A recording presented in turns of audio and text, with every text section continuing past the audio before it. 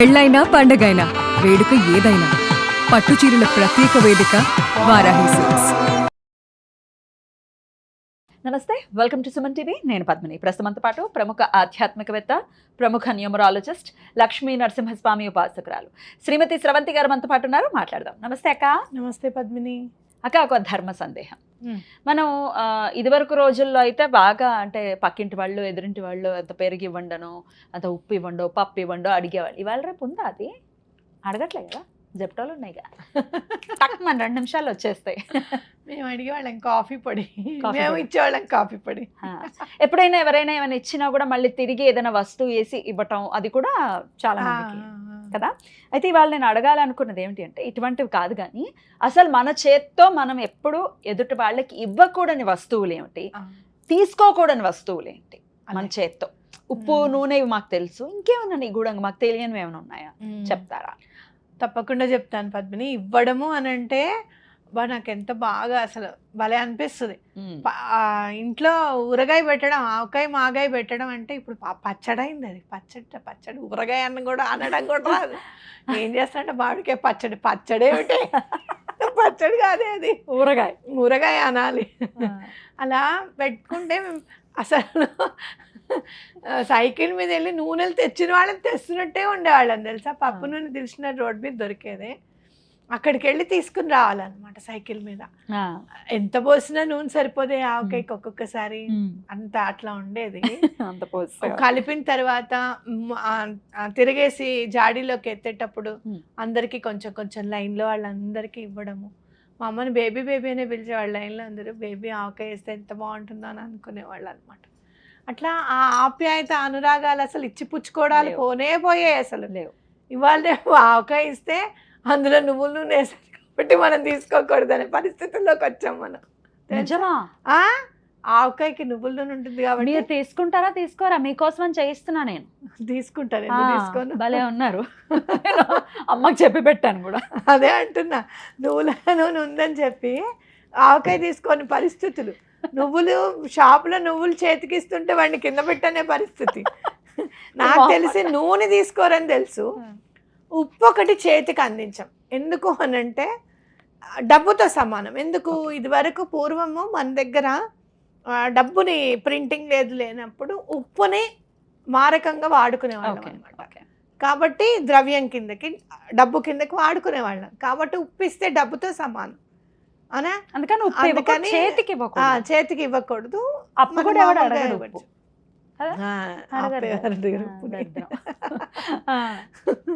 కాబట్టి అట్లా.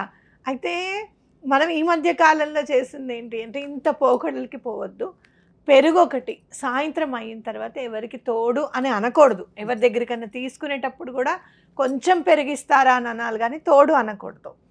అలాగే ఎందుకు అంటే పెరుగు కూడా లక్ష్మీదేవితో సమానం. చీపుర్లు ఒకటి 3-4 చీపుర్లు ఇంట్లో ఉన్నాయి. ఇంకా కొత్త మనం స్టాక్ కొనుక్కొని పెట్టుకుంటున్నాం కదా, అలా మా ఇంట్లో కొత్తది ఉందండి మీరు వాడుకోండి అని చెప్పి ఇవ్వకూడదు.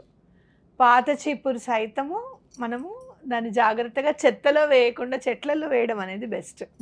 ఎందుకంటే చీపురు కూడా లక్ష్మీదేవితో సమానం కాబట్టి. మరి ఉప్పుని ఎప్పుడు తెచ్చుకోవాలి అంటే, మనం శుక్రవారం నాడే ఉప్పుని కొనుక్కోవాలి, శనివారం నాడు చీపుర్ని కొనుక్కోవాలి. ఓకే, ఈ 2 ఫాలో అయితే బాగా కలిసి వస్తుంది. చీపురు చాట ఒక దగ్గర ఉండకూడదు, గొడవలు అవుతాయి. మరి ఇంకా ఏవేవి వస్తువులు ఇవ్వాలి, ఏవేవి మనం తీసుకోకూడదు అంటే గనక, మనం తీసుకోకూడదు నూనె ఒకటి. ఎటువంటి పరిస్థితుల్లోనూ నూనె అనేది తీసుకోకూడదు ఎవరి దగ్గర. ఉట్టి నూనె తీసుకోకూడదు. అలాగే అంటే నువ్వుల నూనె అనేది చాలా ఇంపార్టెంట్. ఇప్పుడు నువ్వుల నూనె కాదు, మామూలుగా వాడకంలో వచ్చిన ఆయిల్స్ కూడా మనం ఉట్టిగా వాళ్ళ దగ్గర నుంచి తీసుకోకూడదు అనేది గుర్తుపెట్టుకోవాలి. ఓ 10 రూపాయలు ఇచ్చేయటం ఏదో చేయాలి. అసలు నూనె అనేది తీసుకోవద్దు. అసలు తీసుకోవద్దు. ఇప్పుడు అమ్మగారింటి నుంచి తెచ్చుకుంటున్నాం అనుకోండి, నూనె ప్యాకెట్ మామూలుగా కొంతమందికి ఉంటుంది, అమ్మ ఇప్పుడు ఆవకాయల సీజన్ పెట్టుకో, లేకపోతే చేతి మీదకి వేసుకోండి అని చెప్పి ఇచ్చేస్తే పర్వాలేదు. అమ్మ దగ్గర నుంచి ఏమి కాదు, బయట వాళ్ళ దగ్గర నుంచి తీసుకోకూడదు. సరే, నూనె అనేది తీసుకోకూడదు.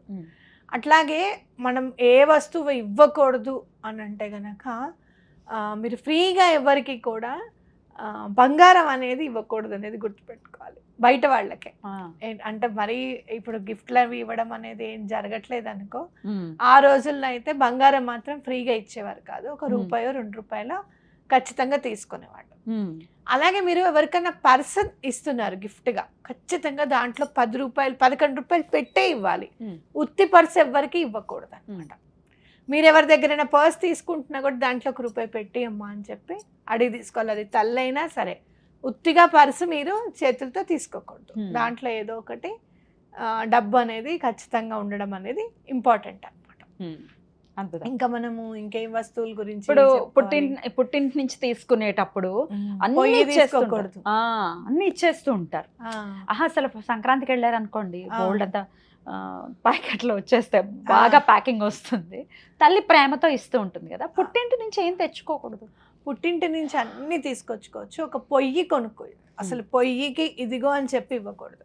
పర్వాలేదమ్మా నేను కొనిస్తాను, నాకు 10 రూపాయలు ఇచ్చేయని కూడా అనద్దు. ఖచ్చితంగా గొడవడం నేను చూశాను నేను చాలా సందర్భాల్లో. అయితే నల్లపూసలు సైతం తల్లి చేయించకూడదు. అత్తగారు వాళ్ళే చేయించాలి నల్లపూసలు, లేదా భర్త చేయించాలి. తల్లిగారింటి నుంచి తర్వాత నల్లపూసలు తెచ్చుకోకూడదు. ఎప్పుడైతే పెళ్లిలో గుప్పిచ్చి ఇస్తారు చూసావో అవి కూడా మగ పెళ్లి వారే తీసుకొని వస్తారు. కాబట్టి ఎటువంటి పరిస్థితుల్లోనూ తల్లిగారింటి నుంచి నల్లపూసలు మాత్రం తీసుకోకూడదు. Okay, beautiful. ఈ విషయాలు కొంచెం దృష్టిలో పెట్టుకుని ఈ మధ్య కాలంలో నేను వింటున్న మాట, వెండిని గిఫ్ట్ గా ఇవ్వకండి అని చెప్తున్నారు. మరి అదే రేట్లు పెరిగిపోయినా రేట్లు పెరగక ముందు కూడా మంట 2.5 లక్షలు ఉంది. మరి అసలు అయినా వెండి ఇస్తే చాలా మంచి కలిసి వస్తుంది. వెండి ఎవరికన్నా ఇస్తే కలిసి వస్తుంది. ఆ లక్ష్మీదేవి వెండిలో, బంగారంలో ఎంతైతే ఉంటుందో వెండిలో కూడా అంతే ఉంటుంది అనేది గుర్తుపెట్టుకోవాలి. కాబట్టి వెండిని ఎవరికైనా ఇవ్వచ్చు, అదేం తప్పేం లేదు. చాలా సందర్భాల్లో నేను ఇచ్చాను, నాకు మంచి జరిగింది కానీ చెడేం జరగలేదు. అద్భుతం అక్క, చాలా బ్యూటిఫుల్గా ఎక్స్ప్లెయిన్ చేశారక్క. డెఫినెట్గా ఇది బాగా ఉపయోగపడుతుంది.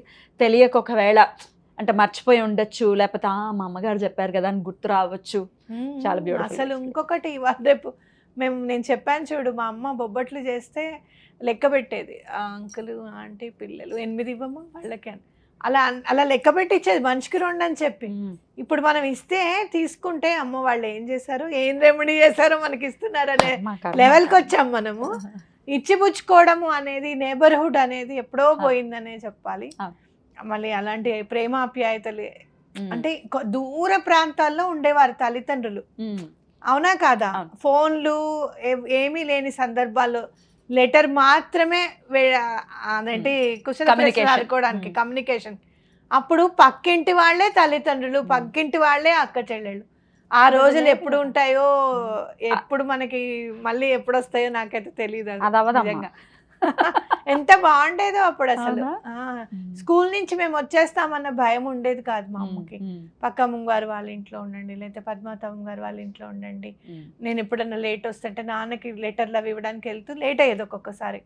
ఉండేవాళ్ళం మేము, అలానే ఉండేవాళ్ళం. స్కూల్ నుంచి వచ్చామని చెప్పి వాళ్ళ అన్న పరవాణం పెట్టడం, బిస్కెట్స్ ఇవ్వడం, ఏదో ఒకటి చేసేవాళ్ళు.